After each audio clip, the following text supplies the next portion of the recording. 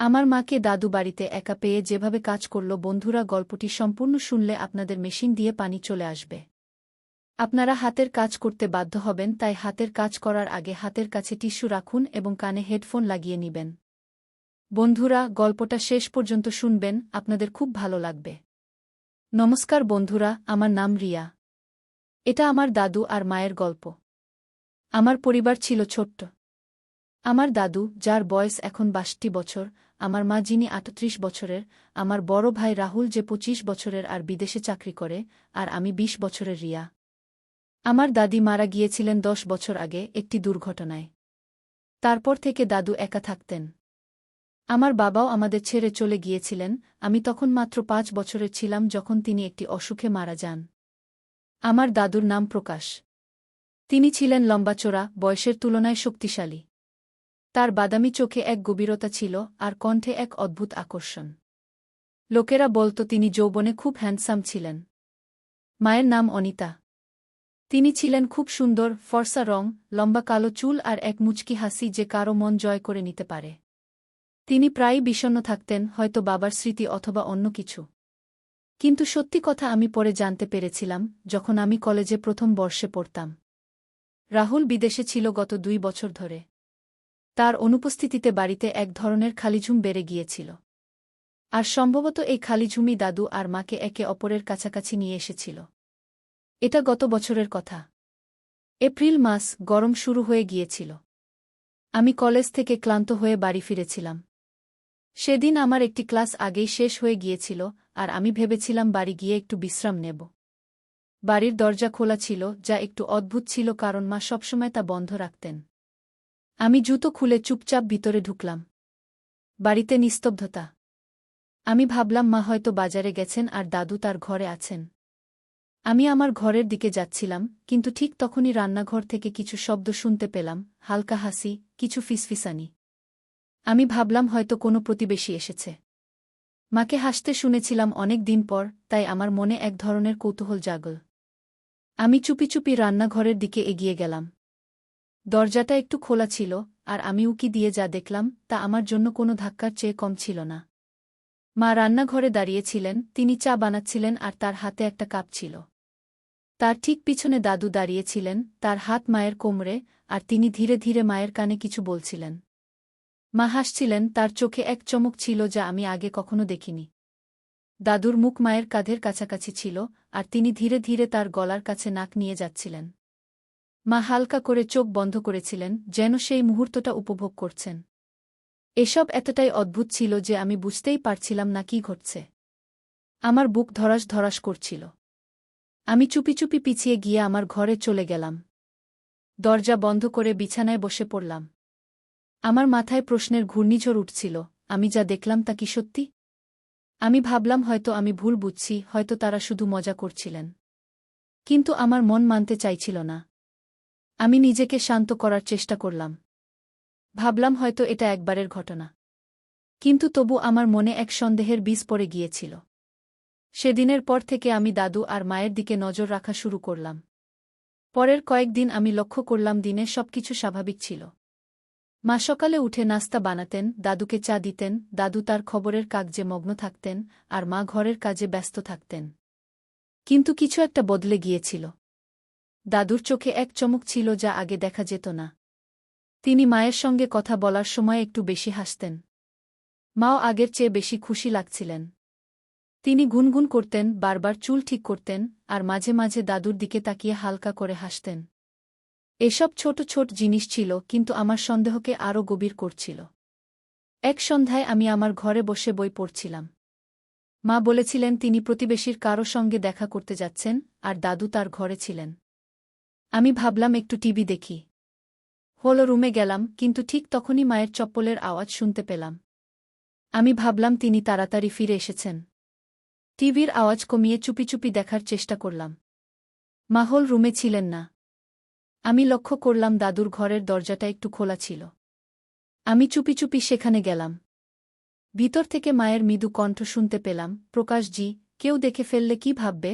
দাদু হেসে বললেন, অনিতা, রিয়া উপরে আছে, আর বাইরে কেউ নেই। চিন্তা করো না। গিয়ে আমি দরজার ফাঁক দিয়ে উকি দিলাম। মা দাদুর পাশে বসেছিলেন। দাদুর হাত মায়ের কাঁধে ছিল, আর তিনি ধীরে ধীরে তার চুলে হাত বুলিয়ে দিচ্ছিলেন। মায়ের মুখ একটু লাল ছিল, আর তিনি দাদুর দিকে তাকিয়ে হাসছিলেন। তারপর দাদু তার মুখ মায়ের কাছাকাছি নিয়ে আর মা দুজনেই তাদের চোখ বন্ধ করে নিলেন। তাদের মধ্যে সেই মুহূর্তটা এমন ছিল যা আমার পক্ষে বোঝা কঠিন। আমি চুপচাপ পিছিয়ে গেলাম এবং আমার ঘরে চলে এলাম। আমার মাথা ঝিমঝিম করছিল। কয়েকদিন পর এক রাত আমি দেরি পর্যন্ত পড়ছিলাম। প্রায় 1:30টা বেজেছে। আমি ভাবলাম পানি খেয়ে ঘুমিয়ে পড়ব। আমি আমার রুম থেকে বেরিয়ে কিচেনের দিকে যাচ্ছিলাম, তখনই দেখলাম দাদা তার রুম থেকে বেরিয়ে মায়ের রুমের দিকে যাচ্ছেন। তিনি চুপচাপ হাঁটছিলেন, যেন কেউ টের না পায়। মায়ের রুম ছিল প্রথম তলায় আর দাদার রুম নিচে। আমি ভাবলাম হয়তো তার কোনো কাজ আছে। কিন্তু তারপরই দেখলাম মায়ের রুমের দরজা একটু খোলা, আর দাদা ভেতরে চলে গেলেন। দরজা বন্ধ হয়ে গেল। আমি সেখানেই সিঁড়িতে দাঁড়িয়ে রইলাম। আমার হৃদয় আবার দ্রুত স্পন্দিত হতে লাগল। আমি সাহস করে চুপি চুপি মায়ের রুমের কাছে গেলাম। দরজার নিচ থেকে একটু আলো আসছিল। আমি কান দরজার সঙ্গে লাগিয়ে দিলাম। ভেতর থেকে মৃদু মৃদু কথা শোনা যাচ্ছিল। মায়ের কণ্ঠ, প্রকাশজি, যদি রিয়াকে জানা হয়ে যায় আর দাদার মৃদু হাসি, অনিতা, সে ঘুমিয়ে আছে, কিছুই জানে না কি। তারপর কিছুক্ষণের জন্য নিস্তব্ধতা, আর তারপর এমন কিছু শব্দ এল যা আমার পক্ষে বোঝা কঠিন ছিল না। বিছানার মৃদু ক্রিকিং, কিছু পড়ার শব্দ, আর তারপর মায়ের মৃদু নিঃশ্বাস। মনে হচ্ছিল যেন তারা দুজন একে অপরের খুব কাছাকাছি আছে। আমি সেখান থেকে দৌড়ে আমার রুমে চলে এলাম। দরজা বন্ধ করে বিছানায় শুয়ে পড়লাম। আমার শ্বাস দ্রুত হচ্ছিল আর শরীর কাঁপছিল। এটা কি ছিল? আমার চোখের সামনে সেই সব ঘুরছিল, রান্নাঘরে সেই মুহূর্ত, হোলঘরে সেই নিকটতা, আর এখন এই রাতের নিস্তব্ধতা। আমি ঘুমাতে পারলাম না। আমার মনে রাগ ছিল, লজ্জা ছিল, কিন্তু সঙ্গে একটা অদ্ভুত টানও ছিল। আমি বুঝতে পারছিলাম না আমার কি হচ্ছে। পরের দিন আমি কলেজে গেলাম, কিন্তু আমার মন কোথাও ছিল না। আমার বন্ধুরা জিজ্ঞেস করল আমি কেন মনমরা, কিন্তু আমি কিছু বললাম না। আমি শুধু ভাবছিলাম কি করব, আমি কি মায়েকে জিজ্ঞেস করব নাকি দাদাকে? কিন্তু আমার সাহস হচ্ছিল না। আর তারপর একটা অদ্ভুত ব্যাপার ঘটল। যখনই আমি সেই রাতের কথা মনে করতাম, আমার শরীর একটা অদ্ভুত উত্তাপে ভরে যেত। আমার মনে কিছু খারাপ চিন্তা আসতে শুরু করল। আমি ভাবতে লাগলাম, এমন হওয়া কি ভুল? কি সবাইকে ভালোবাসা আর নিকটার প্রয়োজন হয় না? আর তারপর একটা বিপজ্জনক চিন্তা আমার মাথায় এল, আমারও কি কারো প্রয়োজন আছে? আমি আমার বন্ধু রোহানের দিকে নজর দিতে শুরু করলাম। সে কলেজে প্রায় আমার সঙ্গে কথা বলত। তার চোখে সেই চমক ছিল যা আমি দাদার চোখে দেখেছিলাম। সে হাসত, আমার সঙ্গে মজাক করত, আর মাঝে মাঝে আমার কাছাকাছি আসার চেষ্টা করত। আগে আমি তাকে দূরে রাখতাম, কিন্তু এখন আমি তাকে থামাতে পারছিলাম না। একদিন কলেজের পর আমরা পার্কে বসেছিলাম। সে আমার কাছাকাছি এল, আমার হাত স্পর্শ করল। তার আঙুলগুলো আমার তালুতে মৃদু মৃদু ঘুরছিল, আর আমার শরীরে একটা অদ্ভুত কম্পন হল। সে ধীরে ধীরে আমার কানে বলল, রিয়া, তুমি খুব সুন্দর গো। আমি কিছু বললাম না, শুধু তার চোখের দিকে তাকিয়ে রইলাম। আর তারপর আমি নিজেকে তার আরও কাছাকাছি যেতে দিলাম। সেই দিনের পর রোহান আর আমার মধ্যে কিছু বদলে গেল। সে আমাকে মেসেজ করত, রাত পর্যন্ত কথা বলত। আমরা কলেজের পর প্রায়ই দেখা করতে লাগলাম। একবার সে আমাকে তার বাসায় ডাকল। তার পরিবার বাইরে গিয়েছিল। আমি গেলাম। আমরা তার রুমে বসেছিলাম। সে আমার কাছাকাছি এসে আমার কাঁধে হাত রাখল। তার শ্বাস আমার মুখের কাছাকাছি ছিল। সে ধীরে ধীরে আমার গাল স্পর্শ করল, আর আমি তাকে থামালাম না। সেই মুহূর্তটা এমন ছিল যা আমাকে ভুলও মনে হচ্ছিল, কিন্তু সঙ্গে একটা অদ্ভুত শান্তিও দিচ্ছিল। ধীরে ধীরে আমি রোহানের সঙ্গে বেশি সময় কাটাতে লাগলাম। আমরা কলেজের পর কোথাও না কোথাও ঘুরতে যেতাম। সে আমাকে তার বন্ধুদের সঙ্গে পরিচয় করিয়ে দিত, আর আমি তার দুনিয়ায় হারিয়ে যেতে লাগলাম। কিন্তু আমার মনে সবসময় দাদা আর মায়ের কথা ঘুরত। আমি ভাবতাম, যদি তারা এমন করতে পারে, তাহলে আমার জন্যও এটা ভুল নয়। আমি নিজেকে বোঝানোর চেষ্টা করতাম যে এসব স্বাভাবিক, কিন্তু কোথাও যেন আমার ভেতরের একটা অংশ চিৎকার করে বলছিল যে আমি ভুল পথে যাচ্ছি। এক রাতে আমি বাড়ি ফিরলাম। মা আর দাদা হোলঘরে বসেছিলেন। মা দাদার জন্য চা বানাচ্ছিলেন, আর দাদা তার দিকে তাকিয়ে হাসছিলেন। আমি লক্ষ্য করলাম মায়ের শাড়ির আঁচল একটু নিচে সরে গেছে, আর দাদার চোখ সেখানেই আটকে আছে। মা হালকা করে তার চুল ঠিক করলেন আর দাদা তার দিকে হাত বাড়ালেন। আমি চুপি চুপি আমার রুমে চলে গেলাম, কিন্তু সেই দৃশ্য আমার মাথা থেকে যাচ্ছিল না। আর তারপর সেই রাতেই রোহানের মেসেজ এল। সে লিখল, রিয়া, তুমি আজ খুব সুন্দর লাগছিলে।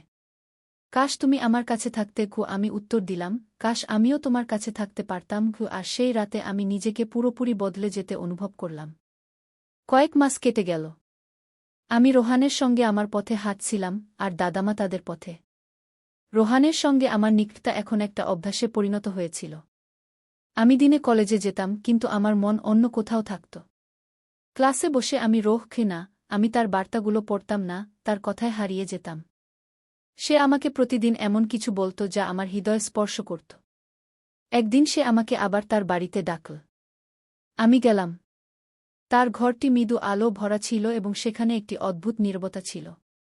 সে আমার কাছে এল, আমি কিছু বললাম না, শুধু নিজেকে তার আরও কাছে যেতে দিলাম। সেই মুহূর্তটি এমন ছিল যা আমাকে প্রতিবার আরও গভীরে নিয়ে যাচ্ছিল।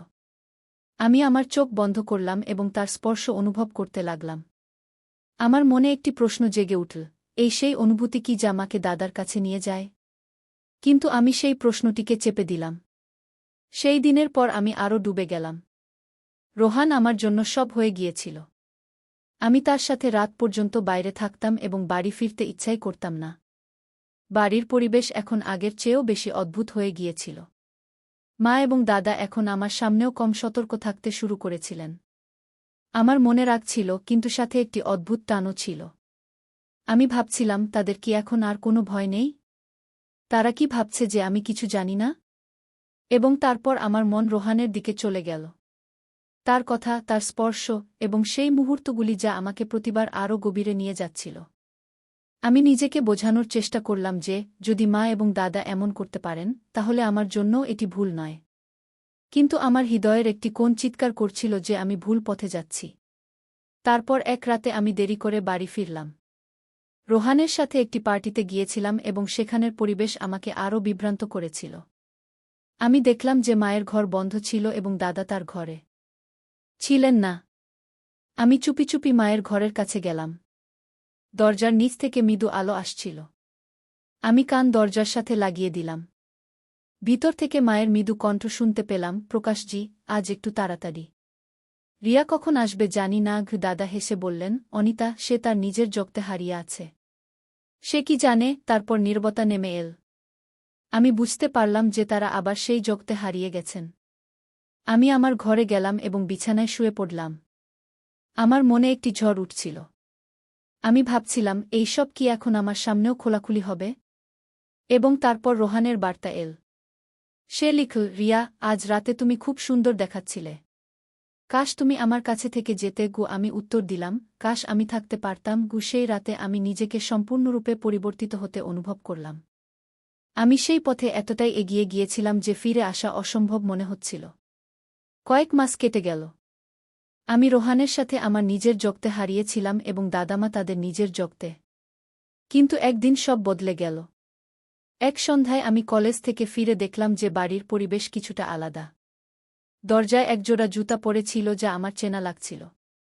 আমি ভিতরে গেলাম হলে রাহুল বসেছিল। তার মুখ শক্ত ছিল। মা এবং দাদাও সেখানে ছিলেন, কিন্তু তাদের চোখ নিচে ছিল। আমি বললাম, ভাইজা, তুমি কখন এলে? রাহুল আমার দিকে তাকাল এবং ধীরে বলল, আজ সকালে। রিয়া, তুমি উপরে যাও। আমাকে মা এবং দাদার সাথে কিছু কথা বলতে হবে। আমার অদ্ভুত লাগল, কিন্তু আমি আমার ঘরে চলে গেলাম। উপরে থেকে আমি তাদের কণ্ঠস্বর শুনতে পাচ্ছিলাম। রাহুলের কণ্ঠস্বর উচ্চ হচ্ছিল এবং মায়ের কণ্ঠ কাঁপছিল। আমি চুপি চুপি সিঁড়িতে নেমে গেলাম এবং শোনার চেষ্টা করতে লাগলাম। রাহুল চিৎকার করছিল, এখানে কি চলছে? আমি ভেবেছিলাম আমি আমার পরিবারের জন্য পরিশ্রম করছি, আর এখানে এই সব। তার কণ্ঠে রাগ ছিল, কিন্তু সাথে একটি ব্যথাও ছিল। আমি নিচে তাকালাম। রাহুল তার ফোনে কিছু দেখাচ্ছিল। মা এবং দাদা সোফায় বসেছিলেন। তাদের মুখ সাদা হয়ে গিয়েছিল। রাহুল ফোনটি মায়ের দিকে বাড়িয়ে দিল এবং বলল, এটা দেখো। আমি বাড়িতে ক্যামেরা লাগিয়েছিলাম নিরাপত্তার জন্য। কিন্তু এটা কি? রাতে ঘরে, দিনে হলে তোমাদের দুজনের কি লজ্জাও হয় না? মা ফোনের দিকে তাকালেন এবং তার হাত দিয়ে মুখ ঢেকে ফেললেন। তার চোখ থেকে অশ্রু বয়ে পড়ছিল। দাদার মাথা নিচু ছিল এবং তার আঙুলগুলি কাঁপছিল। রাহুল টেবিলে জোরে মুষ্টি মারল এবং চিৎকার করল, তোমরা আমার পরিবার, আর তোমরা এই সব করেছ আমার পিছনে। মা কাঁদতে কাঁদতে বললেন, রাহুল বেটা, আমাদের ক্ষমা করে দাও। আমরা পথভ্রষ্ট হয়েছিলাম। একাকিত্বই আমাদের এখানে নিয়ে এসেছে। কি তার কণ্ঠ ভেঙে যাচ্ছিল। দাদা ধীরে বললেন, রাহুল, আমি ভুল করেছি। আমি জানতাম না যে এটা এতদূর এগিয়ে যাবে। আমাদের ক্ষমা করে দাও। তার কণ্ঠে লজ্জা ছিল, কিন্তু রাহুলের রাগ কমল না। সে বলল, ক্ষমা? তোমরা ক্ষমা চাইছ? তোমরা কি জান যে এই বাড়িতে কি ভেঙে পড়েছে? রিয়াও এর শিকার হয়ে গেছে।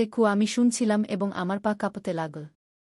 রাহুল আমাকে ডাকল, রিয়া, নিচে আয়। আমি ভয়ে ভয়ে নিচে নেমে গেলাম। রাহুল আমার দিকে তাকাল এবং বলল, রিয়া, তুমিও বল, এসব কতদিন ধরে চলছে? আর তুমি কতদূর পথভ্রষ্ট হয়েছ? আমি কেঁদে ফেললাম। আমি সব বললাম।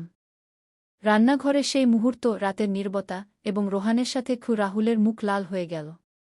সে তার চুল টেনে ধরে বলল, এটা আমার পরিবার আমি বিদেশে দিনরাত পরিশ্রম করি, আর এখানে সব কিছু নষ্ট হয়ে যাচ্ছে। মা রাহুলের পা জড়িয়ে ধরে কাঁদতে কাঁদতে বললেন, বাবা, আমাদের একটা সুযোগ দাও। আমরা সংশোধন হয়ে যাব। দাদাও হাত জোর করে বললেন, রাহুল, আমি বুড়ো মানুষ। আমার ভুল ছিল। আমাকে শাস্তি দাও, কিন্তু এই ঘরটা বাঁচিয়ে দাও। কিন্তু রাহুল তার মুখ অন্যদিকে ঘুরিয়ে নিল। তার চোখে অশ্রু ছিল, কিন্তু তার রাগ কমেনি। সে বলল, না, এটা ক্ষমা চাওয়ার বিষয় নয়। এটা অপরাধ, এবং এর জন্য তোমাদের শাস্তি পেতেই হবে। পরের দিন সকালে রাহুল পুলিশকে ফোন করল। 2 পুলিশ কর্মী বাড়িতে এল, একজন ইন্সপেক্টর এবং একজন কনস্টেবল। রাহুল তাদের ফোনে ক্যামেরার ফুটেজ দেখাল। ইন্সপেক্টর ফুটেজ দেখে বলল, এটা গুরুতর মামলা। আমাদের এই দুজনকে থানায় নিয়ে যেতে হবে। মা এবং দাদা নিঃশব্দে বসেছিলেন। মায়ের চোখ দিয়ে অশ্রু গড়িয়ে পড়ছিল, আর দাদার মুখ পাথরের মতো শক্ত হয়ে গিয়েছিল। পুলিশ তাদের হাতকড়া পরিয়ে দিল। মা আমার দিকে তাকিয়ে আসতে বললেন, রিয়া, আমাদের ক্ষমা করে দিও। কিন্তু আমি কিছু বলতে পারলাম না। পাড়ায় হইচই পড়ে গেল। প্রতিবেশীরা বেরিয়ে এল, আর লোকজন ফিসফিস করতে লাগল। পুলিশের গাড়িতে মা এবং দাদাকে বসানো হল।